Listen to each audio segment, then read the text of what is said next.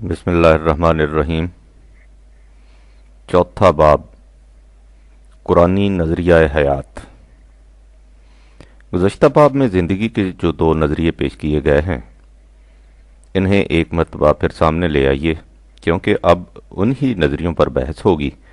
قرآن نے ان دونوں نظریوں کی تردید کی ہے، ان کے خلاف ایک تیسرا نظریہ حیات پیش کیا ہے، لیکن اس نظریہ تک پہنچنے سے پہلے یہ دیکھنا ضروری ہے کہ قرآن ان دونوں نظریوں کے متعلق کیا کہتا ہے۔ روحانیین کا نظریہ حیات اتنا کمزور اور بدیہیات سے چشم پوشی پر مبنی ہے کہ قرآن کریم نے اس کی تردید میں کچھ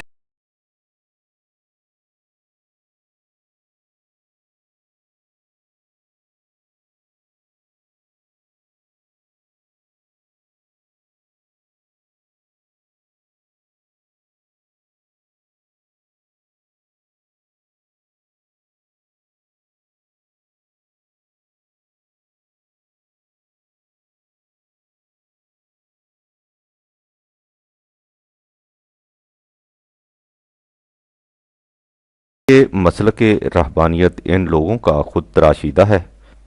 ہم نے انہیں اس مسلک کا حکم نہیں دیا تھا، ہم نے اس کے برعکس ان سے یہ کہا تھا کہ تم اپنی زندگی کو قانون خداوندی کے ساتھ ہم آہنگ رکھو۔ انہوں نے اس کے بجائے اس روش کو اختیار کر لیا، اور پھر لطف یہ کہ اپنے خود اختیار کردہ مسلک کو بھی نباہ نہ سکے، کیونکہ یہ نبھنے والا تھا ہی نہیں۔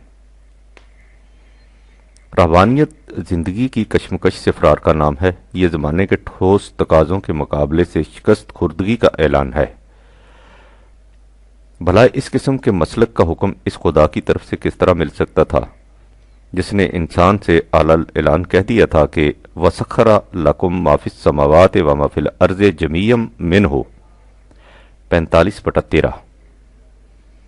کائنات کی پستیوں اور بلندیوں میں جو کچھ ہے ہم نے اسے قانون اور قاعدے کی زنجیروں میں اس لیے جکڑ رکھا ہے کہ تم اسے اپنے کام میں لا سکو۔ اس نے کہا کہ دنیاوی مال و منال اور معاشی سہولتیں اور خوشگواریاں انسان کے لیے وجہ جاذبیت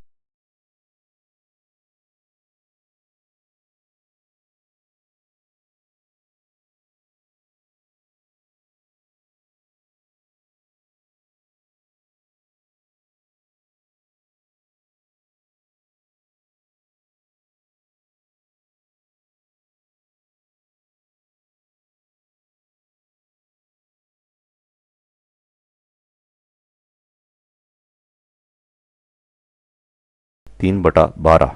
انسان کے لیے عورت مرد کے تعلقات، اولاد، مال و متاع، چنے ہوئے گھوڑوں اور مویشیوں اور کھیتی کی پیداوار میں جاذبیت رکھتی ہے۔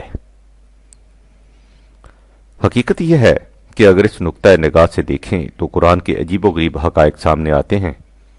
آپ کائنات میں غور کیجئے، دو نمایاں پہلو آپ کے سامنے آئیں گے۔ کائنات کے مختلف عناصر میں یا تو قوت و جلال دکھائی دے گا اور یا حسن و جمال۔ اس میں بجلی کی کڑک اور بادلوں کی گرج کے ساتھ قوس قزح کی رنگینیاں اور ابر رحمت کی نزہت آفرینیاں دکھائی دیں گی۔ اس میں اگر تیز ہواؤں کا جھکڑ اور طوفان ہے تو دوسری طرف نسیم سحری کا خرام ناز بھی ہے۔ اس کے جنگلات میں اگر بڑے بڑے تناور درخت اکڑے کھڑے ہیں تو صحن گلستان میں سبزہ نورستہ کا قالین بھی بچھ رہا ہے۔ دوسری طرف یہ بھی دیکھیے کہ اگر پھلوں اور فصلوں میں سامان ربوبیت اپنے افادی پہلو کو لیے ہوئے ہیں تو انہی پھلوں کا رنگ اور خوشبو جاں فضائی کی ہزار جنتیں اپنے آغوش میں رکھتے ہیں۔ یہاں صرف غلہ ہی پیدا نہیں ہوتا، پھول بھی مہکتے ہیں، یعنی کائنات میں صرف افادی پہلو ہی نہیں، حسن کا پہلو بھی ہے۔ اس میں صرف جلال ہی نہیں، جمال بھی ہے۔ آپ تاریخ انسانی پر غور کیجئے، اس نے ہمیشہ یہ کیا کہ کائنات کے جلال یا افادیت کے پہلو کو لیا، لیکن حسن و جمال کے پہلو کو نظر انداز کر دیا، اور کبھی جمالیاتی پہلو کو لیا اور قوت و اقتدار کو پس پشت ڈال دیا۔ لیکن قرآن نے آ کر کہا کہ یہ انسان کی بھول ہے، اس کی نگاہ کی غلطی ہے۔ یہاں جلال اور جمال ایک ہی حقیقت کے دو رخ ہیں، حسن اور قوت دونوں کا سرچشمہ ایک ہے، جسے اللہ کہتے ہیں، وہ کہتا ہے دیکھو کائنات کی مختلف قوتیں دن اور رات سرگرم عمل ہے۔ یسبح للہ ما فی السماوات والارض 64/1۔ یہ کس لیے سرگرم عمل ہے؟ اس لیے کہ کائنات کے جلالی اور جمالی گوشوں کو بے نقاب کریں اور اس طرح بتا دیں کہ قوت اور حسن دونوں کا سرچشمہ ایک ہے۔ لاہ الملک و لاہ الحمد 64/1۔ ملک کے معنی قوت اور اقتدار ہیں اور حمد کے معنی ہیں اپریسیشن، تحسین، تاثر جمال۔ کسی حسین شے کو دیکھ کر آپ کی زبان سے بے اختیار واہ واہ نکل جاتا ہے، یہ ہے اس کی حمد۔ لہذا قوت اور اقتدار اور جمالیاتی پہلو دونوں کا سرچشمہ ایک ہے۔ اس آیت کے اگلے ٹکڑے میں قرآن نے ایک اور اہم حقیقت کو بے نقاب کیا ہے۔ وہ کہتا ہے کہ جلال اور جمال، ملک اور حمد، قوت اور حسن دو متضاد عناصر نہیں ہیں۔ یہ ایک دوسرے کی ضد یا نقیض نہیں ہیں جنہیں تم ایک دوسرے کی ضد سمجھتے ہو، وہ ایک دوسرے کے زوج، کمپلیمنٹری ہیں۔ اس لیے قرآن نے کہا ہے کہ ہم نے ہر شے کی زوج پیدا کی ہے۔ رات اور دن، ظلمت اور نور، قوت اور حسن ایک دوسرے کے زوج ہیں۔ یہ باہمد گر متماثل ہیں۔ ان کا باہمد گر متضاد ہونا تو ایک طرف، ان کی تو کیفیت یہ ہے کہ ان میں سے ایک دوسرے سے نمودار ہوتا ہے۔ تولج اللیل فی النہار و تولج النہار فی اللیل 2/26۔ رات کی تاریکی غیر محسوس طور پر دن کی روشنی میں داخل ہو جاتی ہے اور دن کی روشنی رات کی تاریکی میں جا چھپتی ہے۔ اس لیے جن چیزوں کو تم ایک دوسرے کی ضد سمجھتے ہو وہ صرف قانون خداوندی کے پیمانوں کے اختلاف کی نمود ہیں۔ ان پیمانوں کے بدلنے سے کائنات کے تغیرات سامنے آتے رہتے ہیں۔ اس لیے جلال اور جمال باہمد گر متضاد نہیں، قوت اور حسن ایک دوسرے کی نقیض نہیں جو ایک جگہ اکٹھے نہ ہو سکیں۔ یہ ایرانی ذہن کی غلط نگہی تھی کہ اس نے نور اور ظلمت کو دو متضاد قوتیں سمجھ کر دین مجوس کی طرح ڈال دی۔ لہٰذا وہ نظریہ زندگی جس میں حسن و جمال اور تزئین و آرائش سے نفرت سکھائی جاتی ہو کبھی قابل قبول نہیں ہو سکتا۔ صحیح نظریہ حیات مختلف عناصر میں اعتدال، تناسب اور توازن کا قائم رکھنا ہے۔ اس نے کہا، اور ایسا کہتے وقت اس کے پیش نظر خانقاہیت کی زندگی کے علمبردار تھے جو کائنات کی ہر حسین سے آنکھیں بند کر کے عزلت نشینی اور گوشہ گیری کی روش اختیار کر چکے تھے کہ تم سمجھتے ہو کہ تزئین و آرائش اور تحسین و تجمیل عطا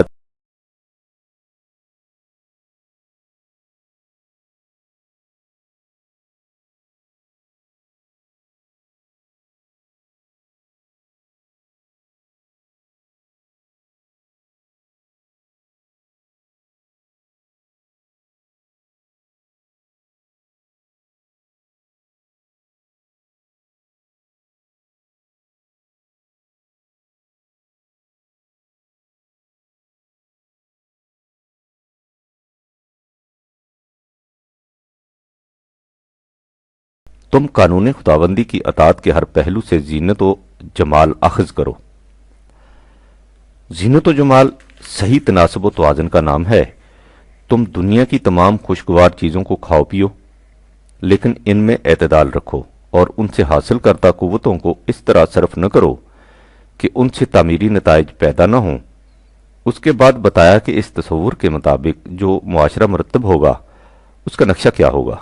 اس نقشے کو دیکھیے اور پھر سوچئے کہ زینت و جمال کی کون سی چیز ہے جو اس کے اندر نہیں آ گئی۔ وہ کہتا ہے کہ گھنی چھاؤں کے باغات جن کے نیچے آپ رواں ہو، اس باغ میں چھپرکھٹ بچھے ہوئے، تکیے لگے ہوئے، ان پر آرام کرنے والے دبیز اور باریک ریشم میں ملبوس سونے کے کنگن پہنے ہوئے، جو اس زمانے میں سرداری کی علامت ہوتے تھے۔ یہ ہے نقشہ اس معاشرے کا۔ دیکھیے 18/31۔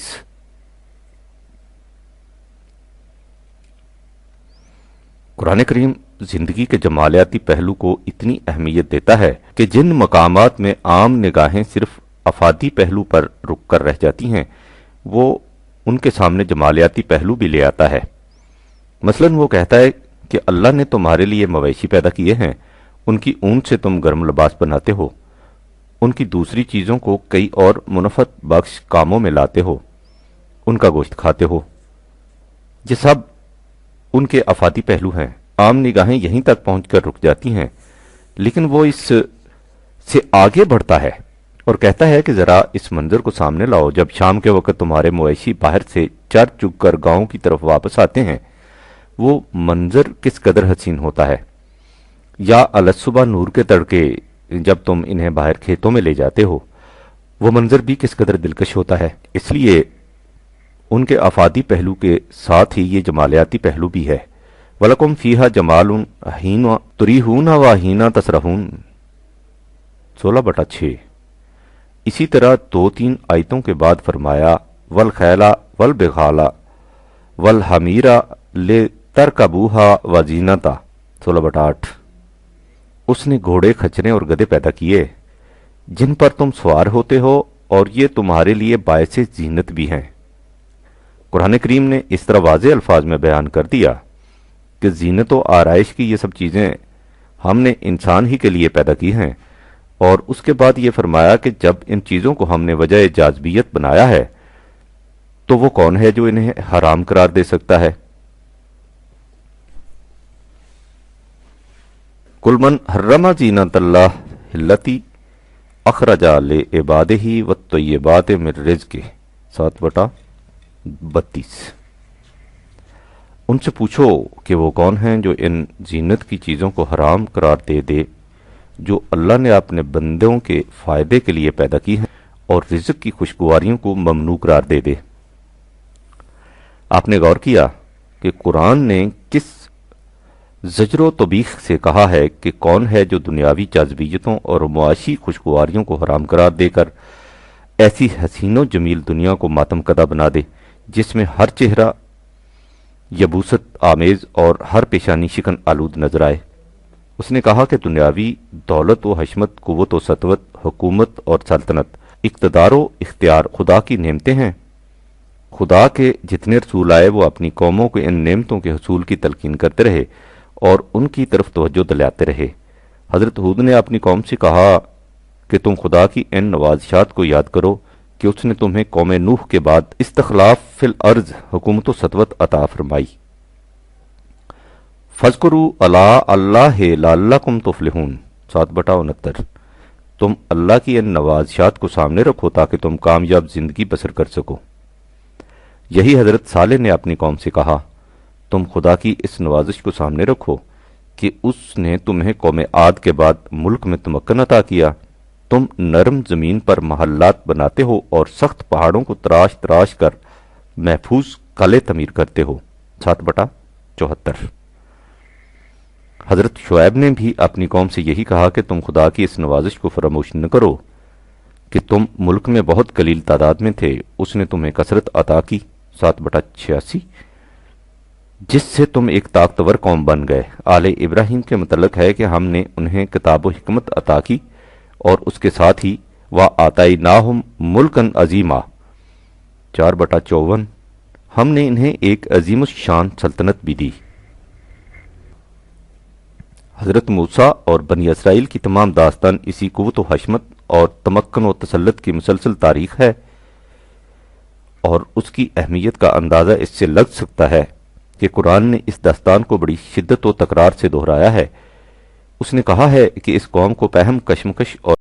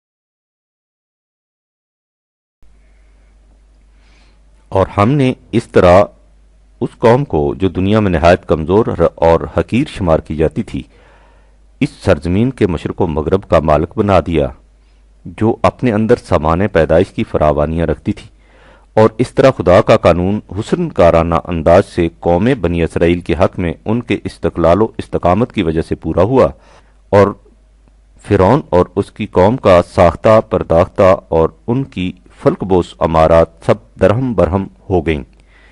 خدا کا یہ قانون کہ حکومت و سلطنت اور غلبہ و اقتدار صلاحیتوں کے بیدار کرنے اور جد و جہد اور سعی و عمل سے حاصل ہوتا ہے، صرف بنی اسرائیل کے حق میں پورا نہیں ہوا، بلکہ جس قوم نے بھی اس قانون کے مطابق عمل کیا وہ صاحب تخت و نگی ہو گئی۔ چنانچہ خود صدر اول کے مسلمانوں سے کہا گیا کہ تمہاری سعی و کاوش کا نتیجہ یہ نکلا کہ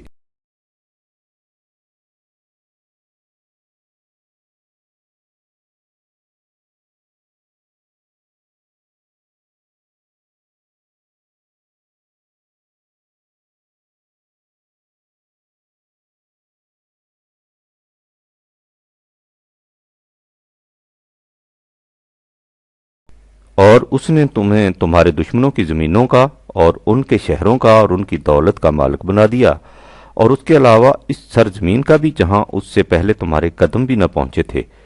اللہ کے قانون نے ہر شے کے پیمانے مقرر کر رکھے ہیں، اور ہر نتیجہ انہی پیمانوں کے مطابق برآمد ہوتا ہے۔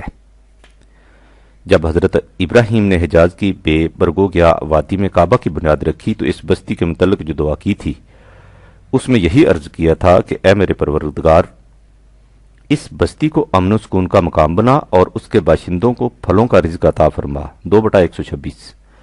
چنانچہ اللہ تعالیٰ نے قریش مکہ پر جو اپنے انعامات گنائے ہیں ان میں یہی کہا ہے کہ خدا نے انہیں بھوک رفع کرنے کے لیے رزق عطا کیا اور خوف سے انہیں معمون کیا۔ 106/3۔ خود نبی اکرم سے فرمایا کہ تم غریبی کے بوجھ تلے دبے ہوئے تھے، اللہ نے ایسے اسباب پیدا کر دیے کہ تم غنی ہو گئے۔ 93/8۔ سامان خرد و نوش ہی سے مردہ بستیاں زندہ ہوتی ہیں۔ 50/11۔ اور قانون خداوندی کے اتباع کا نتیجہ یہ ہوتا ہے کہ زمین اور آسمان سے رزق کی فراوانیاں حاصل ہو جاتی ہیں۔ 5/66۔ صرف رزق ہی نہیں بلکہ رزق کریم، عزت کی روٹی، جس کے معنی حکومت و سلطنت ہیں۔ چنانچہ اس نے کہا کہ ہمارا وعدہ ہے کہ جو قوم ہمارے قانون کو اپنی زندگی کا نصب العین بنائے اور پھر صلاحیت بخش کام کرے ہم اسے حکومت عطا کر دیں گے۔ 24/55۔ ہم ایسے لوگوں کو نہایت خوشگوار زندگی بسر کرائیں گے۔ 16/97۔ ان کے لیے خوشحال زندگی کی زندہ بشارتیں ہیں۔ لہم بشرا فی الحیات الدنیا۔ 10/64۔ ان کے لیے دنیاوی زندگی میں خوشخبریاں ہیں۔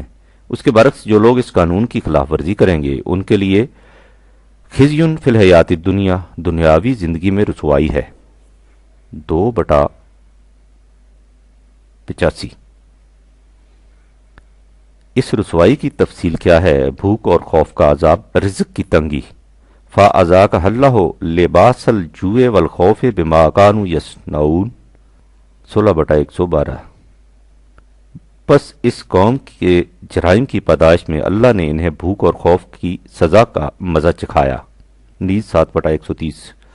یعنی رزق کی فراوانی معاشی سہولتیں اور خوشگواریاں خدا کی نعمتیں ہیں، اس کے برعکس رزق کی تنگی، بھوک اور خوف خدا کا عذاب ہے۔ دوسری جگہ ہے وَمَنْ أَعْرَضَ عَنْ ذِكْرِي فَإِنَّ لَهُ مَعِيشَةً ضَنْكًا۔ 20/124۔ جو کوئی قانون خداوندی سے اعراض برتے گا تو اس کی معیشت اس پر تنگ ہو جائے گی۔ اتنا ہی نہیں، قرآن نے اس حقیقت کو اور بھی واضح الفاظ میں ذہن نشین کرانے کی کوشش کی ہے۔ خدا پرستوں کے نزدیک انسانی زندگی کا منتہا یہ ہے کہ جنت مل جائے۔ تمام نیکیاں حصول جنت کی خاطر کی جاتی ہیں۔ جنت کی دوسری تفاصیل کو سر دست چھوڑیے، قرآن میں قصہ آدم کے ضمن میں ہے کہ آدم سے کہا گیا تھا کہ ابلیس تمہارا دشمن ہے، کہیں ایسا نہ ہو کہ یہ تمہیں جنت سے نکلوا دے اور اس کے بعد تمہیں مشکلات کا سامنا ہو۔ فتشقا، حالانکہ تمہاری یہاں یہ حالت ہے کہ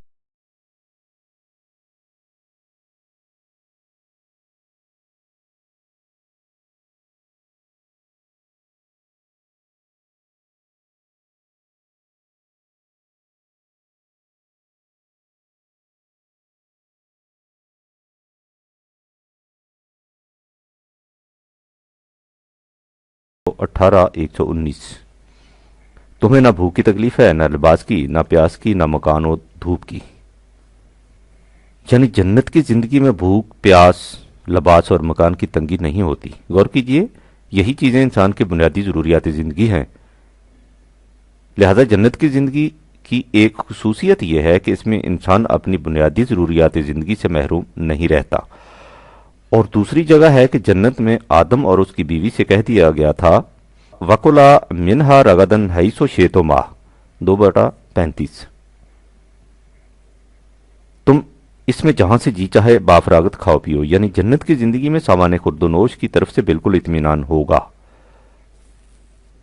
اس کے حصول میں نہ کسی قسم کی مشقت اٹھانی پڑے گی، نہ تکان ہوگی، 35/35۔ اس رزق کی فراوانی کو دیکھ کر اہل جنت خدا کا شکر ادا کریں گے۔ اذهب عنا الحزن، 35/34، کہ اس نے ہم سے حزن دور کیا۔ اس کے علاوہ متعدد مقامات پر دہرایا گیا ہے کہ جنت کی زندگی میں لا خوف علیہم ولا هم یحزنون، نہ کسی قسم کا خوف ہوگا نہ حزن، ہر قسم کی حفاظت بھی ہوگی اور فکر معاش کی طرف سے اطمینان بھی۔ صرف فکر معاش کی طرف سے اطمینان ہی نہیں بلکہ وہاں سامان خورد و نوش اور آرائش و زیبائش کی فراوانیاں ہوں گی۔ قرآن میں جنت کی زندگی کی تفاصیل دیکھیے اور پھر غور کیجئے کہ آسائشوں اور خوشگواریوں کی کون سی چیز ہے جس کی وہاں فراوانی اور ارزانی نہیں۔ ریشم و کمخواب کے ملبوسات، جنتم و حریرہ، 76/12، مسنتیں اور صوفے، متکئین فیہا علی الارائک، 76/14، پھلوں کے ڈھیر، ذللت قطوفہا تذلیلا، 76/14، چاندی کے برتن اور شیشے کے کنٹر، بانیات من فضت و اکواب کانت قواریرا، 76/15، باریک اور دبیز حریر و اطلس کے پردے اور ملبوسات، سیاب و سندس حضر و استبرقن، 76/21، ہیرے اور جواہرات کے مرصع زیور، اساورا من ذہب و لؤلؤا، 22/23، 35/33، زیور ہی نہیں بلکہ سونے کے طباق اور آب خورے، بصحاف من ذہب و اکواب، 43/41، دودھ اور شہد اور خمر لذیذ کی نہریں، 47/15، ہر قسم کے پھل اور گوشت، بے فاکہۃ و لحم مما یشتہون، 52/22، نرم و نازک قالین اور ریشمی فرش، زفرفن حضر و ابکری حسان، 55/76، ایسے مشروبات جن پر مشک کی مہریں لگی ہوں گی، رحیق مختوم ختام مسکن، 83/25، غرضے کہ ہر وہ چیز جسے وہ چاہیں گے، لہم ما یشاؤون فیہا، 50/35، جو مانگیں گے ملے گا، وَلَهُمْ مَا يَدَّعُونَ، 36/58، ہر وہ شے جس سے دل کو سرور اور آنکھوں کو نور حاصل ہو، فیہا ما تشتہیہ الانفس وتلذ الاعین، 43/72، اور ان آسائشوں اور نعمتوں کے اثرات ان کے چہرے کی تازگی سے نظر آئیں گے، تعرف فی وجوہہم نظرۃ النعیم، 83/24۔ یہ ہے قرآن کی روح سے جنت کی زندگی جو قرآنی پروگرام کے مطابق عمل کرنے سے ملتی ہے۔ واضح رہے کہ قرآن کریم کی روح سے جنت کی زندگی صرف مرنے کے بعد حاصل نہیں ہوتی۔ اس دنیا میں جو معاشرہ قرآن کریم کے قوانین کے مطابق متشکل ہوتا ہے اسے بھی جنتی زندگی کے مماثل قرار دیا گیا ہے۔ جنت کی آسائشیں اور زیبائشیں، وہاں کی فراوانیاں اور خوشحالیاں اسی دنیا کی زندگی میں حاصل ہو جاتی ہیں۔ مرنے کے بعد کی جنت کے سلسلہ میں ان کا بیان تمثیلی ہے۔ وہاں کی آسائشوں کی حقیقت کیا ہوگی اسے ہم انسانی شعور کی موجودہ سطح پر نہیں سمجھ سکتے، نہ ہی یہ چیز اس وقت ہمارے زیر نظر ہے۔ اس وقت ہم صرف اتنا کہنا چاہتے ہیں کہ قرآن کی روح سے جنتی زندگی آسائشوں اور خوشحالیوں کی زندگی ہے، اور اس دنیا میں بھی حاصل ہو سکتی ہے اور اگلی دنیا میں بھی۔ ان تصریحات سے یہ حقیقت ہمارے سامنے آ گئی ہے کہ قرآن کریم کی روح سے اس دنیا کی خوشحالی اور خوشگواری کی زندگی اللہ کی نعمت ہے، اور انسان کے حسن عمل کی جزا حکومت و سلطنت اور دولت و ثروت ہے۔ رزق کی فراوانی اور ضروریات زندگی کی طرف سے اطمینان کامرانیوں کی جنت ہے۔ دنیا کی زیب و زینت کی چیزیں وجہ جاذبیت ہیں، جن کی طلب اور تمتع عین منشائے خداوندی کے مطابق ہے۔ اس کے برخلاف ذلت اور رسوائی، محکومی اور کمزوری، بے بسی اور بے کسی، بھوک اور خوف خدا کا عذاب ہے جو اس قوم پر مسلط ہوتا ہے جو اس کے قانون کائنات سے سرکشی یا اعراض برتتی ہے۔ اس سے ظاہر ہے کہ روحانیین کا وہ نظریہ جس کی روح سے دنیا اور اس کی جاذبیتوں کو قابل نفرت سمجھا جاتا ہے، اور جہاں کی ذلت و خواری اور فقر و فاقہ کو جنت کی نشانی قرار دیا جاتا ہے، قرآنی تصور حیات کے یکسر خلاف ہے۔ یہ تو ہوا پہلے نظریہ کے متعلق، اب دوسرا نظریہ لیجئے جس کی روح سے سمجھا جاتا ہے کہ زندگی اسی دنیا کی زندگی ہے۔ اس لیے ربوبیت سے مراد صرف جسم انسانی کی پرورش ہے اور بس۔ جب موت سے جسم انسانی کی طبعی زندگی ختم ہو جائے گی تو انسان بھی ختم ہو جائے گا۔ اس لیے انسانی تگ و تاز کا ماحصل یہ ہے کہ اس کی موجودہ زندگی کسی نہ کسی طرح عیش و آرام سے گزرے، کھانے کو عمدہ غذا، پہننے کو اچھے کپڑے، رہنے کو کشادہ مکان، ان کے علاوہ دیگر آسائش کے سامان۔ اگر یہ سب کچھ میسر آ جائے تو سمجھا جاتا ہے کہ انسانی زندگی کا مقصد پورا ہو جاتا ہے، اس لیے کہ ان کے نزدیک انسان سے مراد صرف اس کا جسم ہے اور ربوبیت سے مراد انسانی جسم کی پرورش۔ قرآن اس نظریہ کی بھی تردید کرتا ہے، اس لیے کہ اس کے نزدیک یہ نظریہ حقیقت کے خلاف ہے۔ انسان صرف جسم ہی کا نام نہیں، جسم کے علاوہ انسانی ذات نفس بھی ہے جو حیات جاوداں حاصل کر سکتا ہے، اس لیے موت سے زندگی کا خاتمہ نہیں ہو جاتا۔ دوسرے یہ کہ مادیین کے نظریہ کے ماتحت مستقبل کی زندگی کو تو چھوڑیے، خود اس دنیا میں تمام انسانوں کی ضروریات زندگی پہم پہنچانے کا بھی خاطر خواہ انتظام نہیں ہو سکتا۔ اس کے خلاف قرآن ایک ایسا نظام متعین کرتا ہے جس میں تمام نوع انسانی کی نہ صرف ضروریات زندگی کی بہم رسانی ہی کا اطمینان بخش انتظام ہو جاتا ہے، بلکہ ان کی مضمر صلاحیتوں کے نشو و نما پانے کا بھی بطریق احسن بندوبست ہو جاتا ہے، اور اس طرح خود انسانی ذات کی نشو و نما بھی ہو جاتی ہے، جس سے وہ اس زندگی کے بعد اگلی زندگی کی منزلیں طے کرنے کے قابل بھی ہو جاتی ہے۔ واضح رہے کہ انسانی زندگی کی موجودہ منزل میں انسانی ذات کی نمود اس کے طبعی پیکر جسم کے ذریعے ہوتی ہے، اس لیے انسانی جسم یعنی اس کی طبعی زندگی کا تندرست و توانا اور نشو و نما یافتہ ہونا نہایت ضروری ہے۔ لہذا اس سطح زندگی پر انسان کی مادی ضروریات کا نہایت خوشگوار طریق سے پورا ہونا خود اس کی ذات کی نشو و نما کے لیے ضروری ہے۔ اس سے یہ بھی واضح ہے کہ مادی ضروریات کا پورا ہونا ضروری تو ہے لیکن مقصود بذات نہیں، یہ انسانی ذات کی نشو و نما کے بلند مقصد کے حصول کا ذریعہ ہے، جس طرح گھوڑا مسافر کو اس کی منزل مقصود تک پہنچانے کا ذریعہ ہوتا ہے۔ اب آگے چلیے، ہم پہلے دیکھ چکے ہیں کہ قرآن کریم نے بتایا ہے کہ منزل انسانیت میں پہنچ کر زندگی کی ارتقائی حالت وہ نہیں رہی جو حیوانات تک تھی۔ انسان میں ایک اور چیز کا بھی اضافہ ہوا ہے جسے قرآن نے نفخ روح خداوندی سے تعبیر کیا ہے۔ یہ وہ حقیقت ہے جسے جیسا کہ باب دوم میں پہلے بھی لکھا جا چکا ہے، اب خود مغرب کے مفکرین بھی یہ تسلیم کر رہے ہیں۔ مثلا اوسپینسکی کہتا ہے، ہر انسان دو ہستیوں کا مجموعہ ہے، ایک وہ جو جمادات، نباتات اور حیوانات کا مرکب ہے، یعنی وہ انسان جو زمان و مکان کی دنیا میں رہتا ہے، اور دوسرا وہ جس کی دنیا اس سے الگ ہے۔ اول الذکر انسان ماضی سے متعلق ہے اور ثانی الذکر مستقبل کا انسان ہے۔ انسانی انا میں اس ماضی اور مستقبل کی کشمکش جاری رہتی ہے۔ انسانی روح در حقیقت اسی کشمکش کی رزمگاہ ہے۔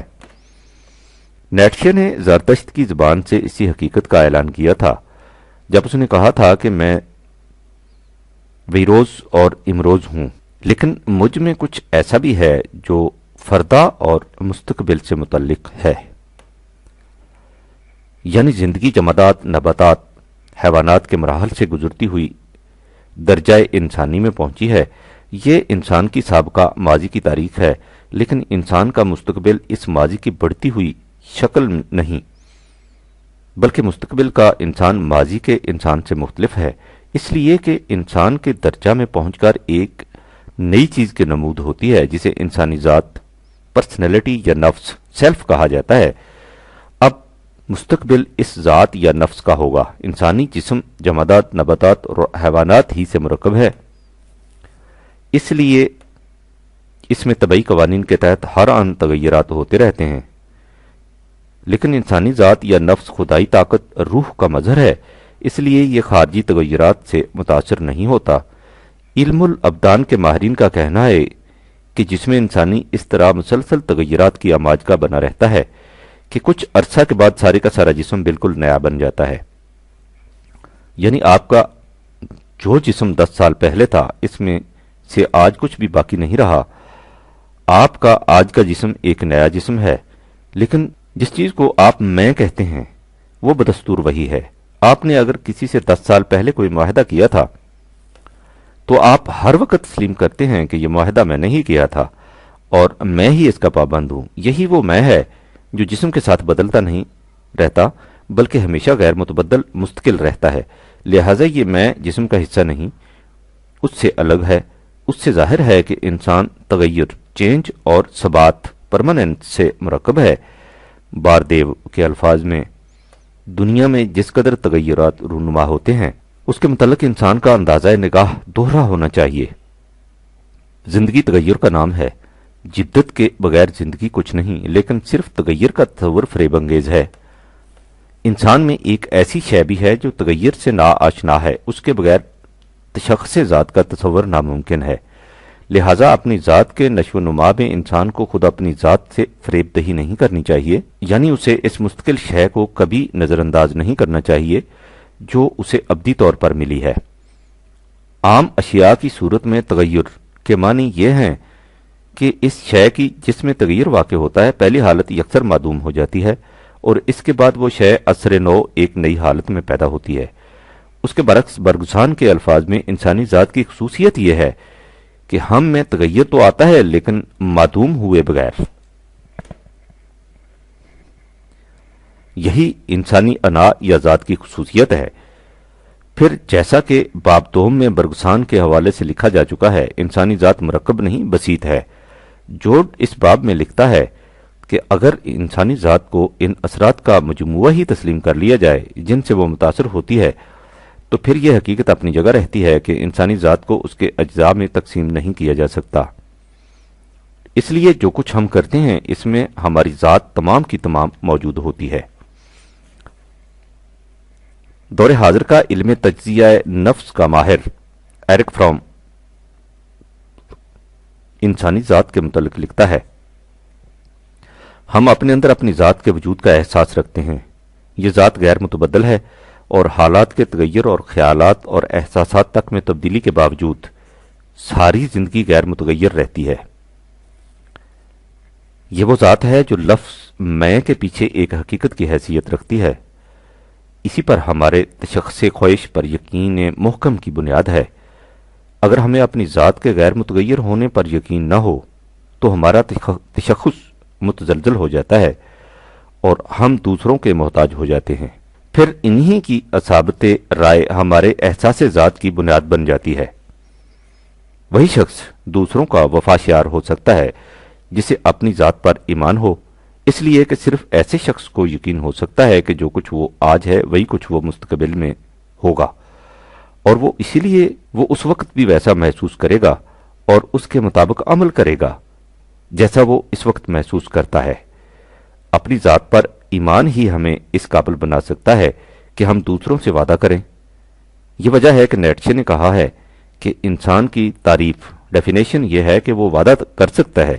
حقیقت یہ ہے کہ اپنی ذات پر یقین اپنی ہستی کی شرائط میں سے لازمی شرط ہے۔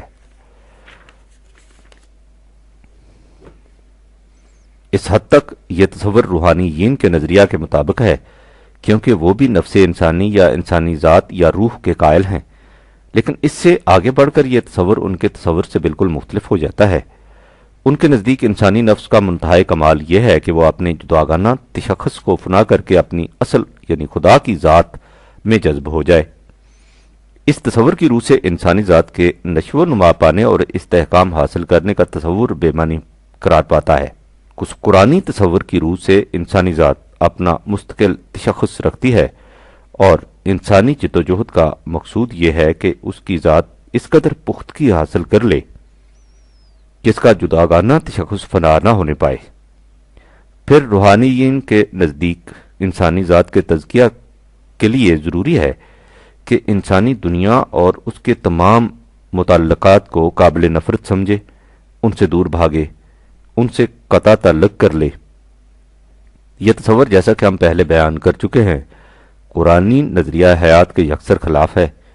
اسی لیے اس نظام ربوبیت میں جسے قرآن اس دنیا میں انسانی زندگی کا منتہا و مقصود قرار دیتا ہے، ان حضرات کا کوئی حصہ نہیں ہو سکتا۔ یہ اس سے دور بھاگتے ہیں۔ اس سے واضح ہے کہ قرآنی نظریہ حیات میکانکی اور روحانیین کے نظریات سے بالکل الگ ہے۔ دیکھنا یہ ہے کہ قرآنی نظریہ کی روح سے نظام ربوبیت کس طرح قائم ہوتا ہے۔ شکریہ۔